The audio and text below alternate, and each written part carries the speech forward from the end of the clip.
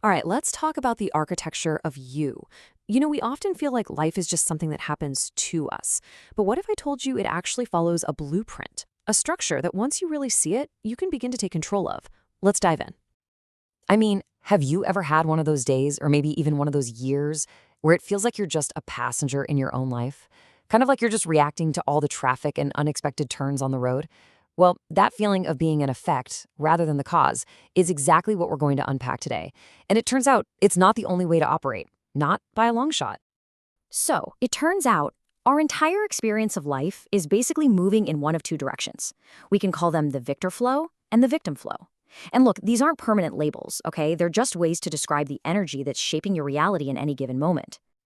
And the difference between them is, well, it's actually pretty simple, but it is profound.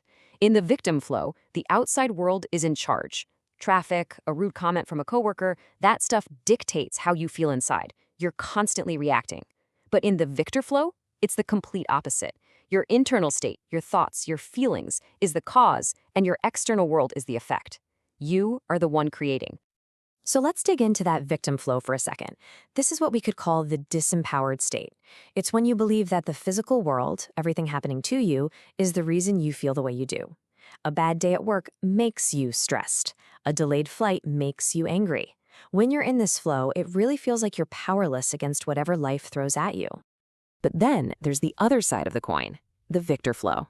You could also call this the power state. And here, the whole script gets flipped. You understand that your inner world of thoughts and feelings isn't the result.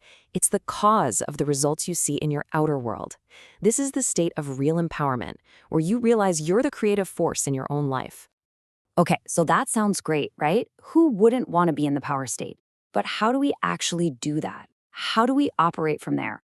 Well, first, we're going to need a map of our own experience so we can find exactly where our true power lies. So this map of ours basically divides our entire experience into two different worlds that we're living in all the time. On one hand, you've got the physical world. That's everything you can see, hear, taste, touch, and smell. On the other, you've got the non-physical world. This is your inner realm, the home of your thoughts, your emotions, your memories, and your beliefs.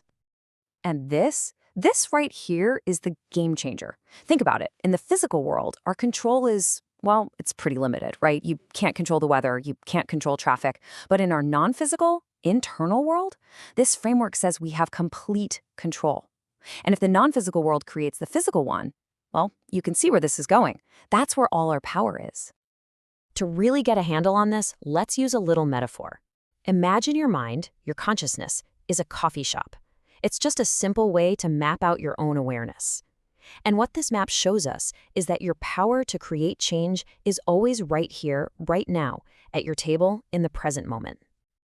All right, so let's step inside this coffee shop. Your awareness, that's the entire shop, everything you could possibly be aware of.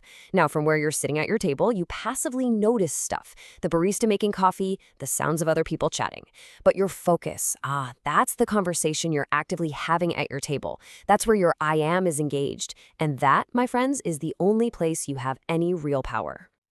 And this is the secret sauce of the whole coffee shop model. Whatever conversation you're having at your table, whatever you put your focus on, it gets louder, bigger, more real in your experience. Everything else, it just kind of fades into background noise. This means you have complete control over what gets amplified in your life, just by choosing what to talk about at your table. Okay, now this is where it gets really, really interesting. Because if we have this amazing power of focus, why does it feel so hard to change things sometimes? Well, it's because of what we can call our internal managers. These are the subconscious belief systems that are running the whole show from behind the scenes. So, you might be asking, how did these managers even get hired in the first place? It's actually a super simple process. You just repeat an idea or an experience over and over and over again. Your subconscious mind, which doesn't judge, just records this pattern and creates a pathway. And boom, that belief now becomes an automatic filter, attracting experiences that match it and pushing away ones that don't. A really great way to think about this is to picture these belief systems as bouncers standing at the front door of your mental coffee shop. Their job is to check every single experience that tries to come in. If an experience matches one of their rules, like, I'm not good with money, they let it right in. But if something comes along that conflicts with that belief, like a huge financial opportunity, They might block it at the door to keep you safe inside your familiar reality. And this part is absolutely critical to understand. These managers, these bouncers, they aren't your enemies. They're not good or bad. They are just neutral processes carrying out their job descriptions on autopilot. And the most exciting part of that? Job descriptions can be updated. Which, of course, brings us to the most practical question of all. Knowing all of this, how do we consciously choose our state? How do we actually make that shift from the victim flow over to the power flow whenever we want? Well, the very first step is just to know which flow you're in right now. So let's do a little check-in, just for a second. How does your body feel? Is it relaxed or is it tense? What about your mind? Is it clear and present or is it confused and racing a mile a minute? And how do you feel? Safe and secure or kind of afraid, like you're in danger? Your answers are the clearest indicators of your current flow. Okay, so maybe you did that little check-in and realized, yep, I'm in the victim flow. Your body's tense, your mind's all over the place. So what do? How do you actually make the shift?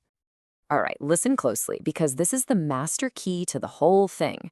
You don't force your way into the power flow. You don't fight with negative thoughts or try to wrestle yourself into a better mood. It doesn't work that way. Instead, you create an internal environment that allows the power flow to just emerge, all on its own. It's about allowing, not forcing. So, what does that actually look like? How do you create that environment? You use really simple, practical tools. On the non-physical side, you could just focus on a really good memory for a few minutes to shift how you feel. Physically, you could go for a walk, listen to some music, really anything that quiets your mind and helps your body relax. The whole goal is just to gently guide yourself back to that feeling of relaxation and clarity. You know, everything we've talked about so far, it all boils down to this one crucial point. Your inner world isn't just a reaction to life. It's the blueprint. It is the cause. Whatever you are building on the inside, with your thoughts, your feelings, your beliefs, that is exactly what's going to be constructed in your physical reality. And so, it all comes back to the coffee shop. The power is always right there at your table, in this present moment, with the choice of what to focus on. So the only real question left is the one right there on your screen. Knowing your inner world is the blueprint, what will you choose to create next?